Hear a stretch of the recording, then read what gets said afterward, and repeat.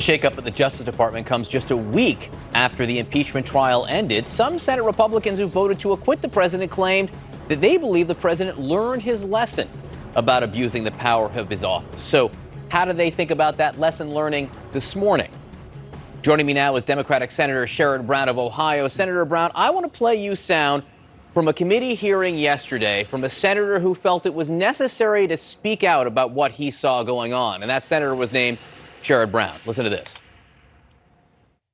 It's pretty clear the President of the United States did learn a lesson. The lesson he can do whatever he wants. He can abuse his office. He'll never, ever be held accountable by this Senate. That was the lesson. He's now, since acquittal, gone on a retribution tour. If we say nothing, it will get worse. His behavior will get worse. The retribution tour will continue. We all know that. Right, this was not a hearing about the president. Why did you feel the need to speak out about this?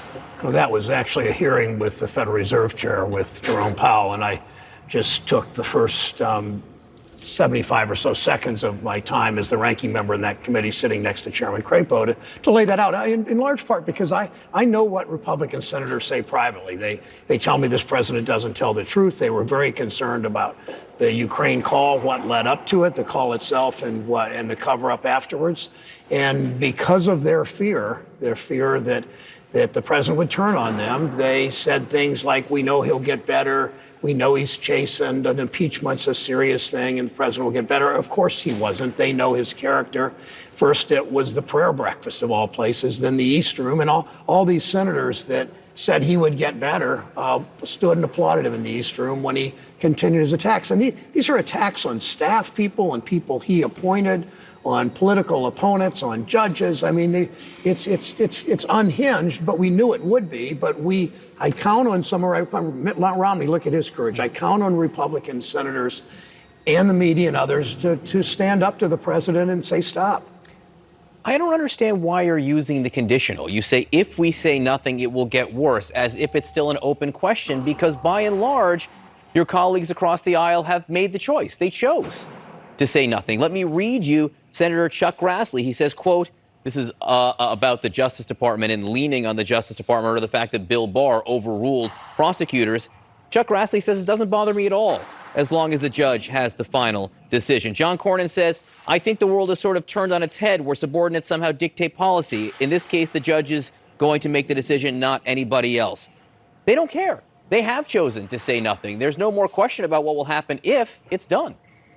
Well, John, as a Cleveland Indians fan and pitchers and catchers report this week, I always believe hope springs eternal, and I'm still hopeful that my colleagues will put aside their fear, if only for a few minutes, and stand up and do the right thing, that they will prize democracy over their sort of do whatever you have to do to keep your seat in Congress. Because I've seen the fear in their eyes. I saw it during the Iraq War when I voted against that war. I saw George Bush and others create a fear. You might be called anti-American, you might be called soft on terrorism. It's the same kind of fear in my Republicans' eyes. They're afraid of Fox, they're afraid of talk radio, they're afraid of Twitter, they're afraid of the president coming into their state and giving them a bad nickname, a Lion Ted kind of nickname, or worse, campaigning for their primary opponent. And fear does the business. And when decisions are made in the midst of fear, it's almost always the wrong decision. And you can see that day by day here. I respect your clinging to the 1948 Cleveland Indians here, but that was a long time ago. And look, in these Republican senators, I think by and large have told us where they stand.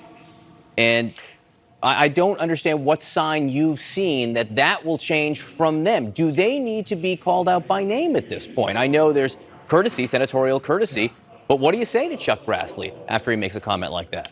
Yeah, I talked to some of them after those statements, and they pretty much shrug. I've said during the impeachment, I said to a number of them, what are you going to do? What are we going to do if he's exonerated to make him not want to steal the election through Ukraine or some other source? I think and I guess I am hopeful, but I also understand we've got to do our job. That Dr. King said progress never rolls in on the wheels of inevitability, that it's up to us, up to you in the media, up to me as a colleague of theirs to keep pushing as subtly or as brazenly as we need to. But I think the fact that the election's coming up and every senator, everybody that voted against witnesses, 75% of the public wanted witnesses, every Republican but two, so 51 of them voted not to have witnesses at a trial, for gosh sakes, that the more information comes out, the more embarrassed they're going to be. More and more is coming out by Election Day. Some of these senators in places like Maine and Colorado and North Carolina and Iowa and Arizona and Georgia are going to start sweating more as more comes out, and they're all part of the cover-up. Period. I mean, there's no dispute. They are all part of that cover-up. You're saying now, in your listing states, Cory Gardner from Colorado, is he part of the cover-up? Of course, I just said I don't have to call them names and have a news clip with my name, but Arizona, Colorado, Maine, Kentucky, Iowa, North Carolina, Georgia. They're all part of this cover-up. They didn't want witnesses. They won't criticize the president. They won't stand up to him when he's unhinged. They cheer. I don't know who was at the prayer breakfast, but and who was in the East Room. I saw some clips and saw a lot of recognizable faces. But they all stood up. They applauded. They ennobled this president. They emboldened this president. Noble's the wrong word. They emboldened this president. They encouraged this president, and they'll keep doing it until they pay a price. And only the media and the American electorate can make them pay that price. Okay. Is there anything else you feel that you can do? You chose to use your time at the beginning of a hearing with the Fed chief, and it was notable. You've chosen to come on and speak publicly to us, which is also notable. But what other power do you actually have? Is there anything you feel that you can do at this point to restrain the president of the United States? I also went to the floor yesterday, but and Mitt Romney was presiding, which made it interesting.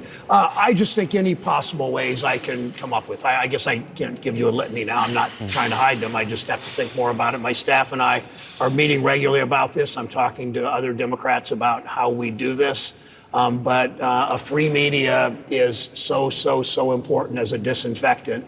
And this is Watergate. I mean, Richard Nixon didn't even do this stuff. So this isn't the worst time in our nation's history. It's not McCarthy. It's not the Civil War. It's not the in the streets in the 60s with civil rights where African Americans were getting clubbed and murdered and lynched. It's not that, but it's a pretty challenging time with a terrible president that is going to lose in 2020. But it's up to us to make that happen.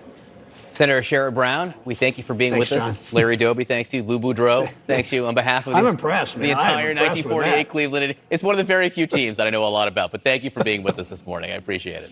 That is